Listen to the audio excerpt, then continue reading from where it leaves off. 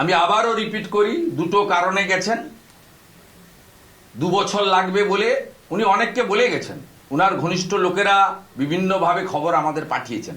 ওনার ডাঁয়ে বাঁয়ে যারা আছে সবাই যে উনার লোক তা নয়, খবর পাঠিয়েছেন। উনি বলে গেছিলেন যে আমি পুরনো ভোটার লিস্টেই ভোট করাবো, সেই জন্যই আমি সর্বোচ্চ আদালতে যাচ্ছি।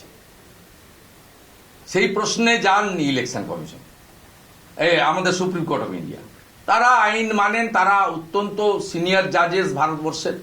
আইন সংবিধান মেনে ইলেকশন কমিশনকে 324 থেকে 326, মূলত 324 থেকে 329 মূল আমাদের RP act, representation of the মানে পিপলস অ্যাক্ট, এই অ্যাক্টের মধ্যে ইলেকশন কমিশনের অধিকার ক্ষমতার মধ্যেই তারা এগুলো করেছেন। এবং তারা ভদ্রভাবে মুখ্যমন্ত্রীকে থামাতে চেয়েছিলেন, বলেছিলেন your advocate is very senior and competent, please allow.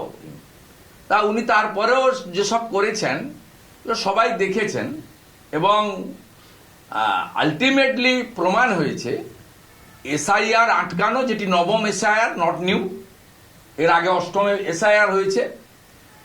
R second হচ্ছে উনি বাংলাদেশি মুসলিম অবৈধ অনুপ্রবেশকারী যারা ভারতীয় নয়, যারা এখানে এসে আমাদের জমি দখল করছে, রেশন খাচ্ছে, চাকরি নিয়ে নিচ্ছে, 100 দিনের কাজের টাকা নিয়ে নিচ্ছে, আইন শৃঙ্খলার অবনতি করছে, নারী সুরক্ষা, কন্যা সুরক্ষা বিপন্ন হচ্ছে, ধর্মান্তকরণের কাজ হচ্ছে, ধর্মীয় উন্মাদনা বাড়ছে, মৌলবাদ জঙ্গিবাদের হাতে চলে যাচ্ছে, হরগোবিন্দ দাস, চন্দন দাসেরা খুন হচ্ছে, বেলডাঙ্গাতে পরপর উপর্যুপুরি 2 দিন ধরে রাস্তা আটকে, জাতীয় সড়ক আটকে, ট্রেন আটকে, আজকে ভারতবর্ষের অভ্যন্তরে থেকে বাংলাকে অশান্ত করছে, জাতীয় সম্পত্তি নষ্ট করছে। সেই 7 সেকেদের আনসারুল বাংলার প্রতিনিধি, তাদেরকে ভোটার তালিকায় রাখার জন্য এই মুখ্যমন্ত্রী প্রচেষ্টা নিয়েছেন।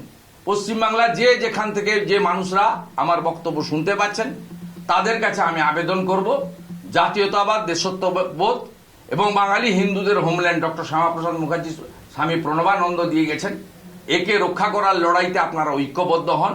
আর মুখ্যমন্ত্রী 550 কিলোমিটার সীমান্তে ফেন্সিং দেওয়ার, বেড়া দেওয়ার জমি না দিয়ে আজকে সুপ্রিম কোর্টে ছুটে গেছেন এই অবৈধ বাংলাদেশি অনুপ্রবেশকারী রোহিঙ্গাদের রক্ষা করার জন্য, 4G আধার কার্ডকে নাগরিকত্বের প্রমাণ হিসেবে রক্ষা করার জন্য। এর বিচারের ভার পশ্চিমবাংলার জনগণের।